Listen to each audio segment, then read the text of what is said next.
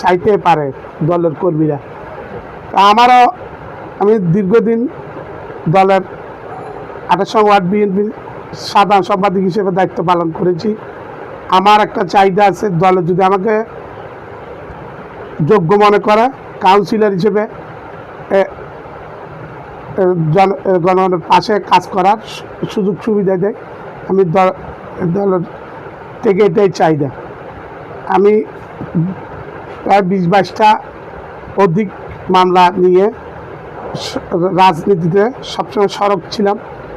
দলীয় সব প্রোগ্রাম আমার অংশগ্রহণে রেগুলার, একদিনও বিরতি হয়নি। তাই আমি এই 28 ওয়ার্ডে সবচেয়ে বেশি নির্যাতিত। আমি আমার দল থেকে আমি তো চাইতে পারি কাউন্সিলর ইলেকশন করার জন্য, এটাই আমার চাহিদা। অনেক ট্যাক্সি বের করছেন, অনেক অনেক পাওয়া নিয়েছেন, এই ব্যাপারে আপনি দল থেকে চাইতেছেন যে নমিনেশনটা দলের যোগ্য মনে করে ভালো মনে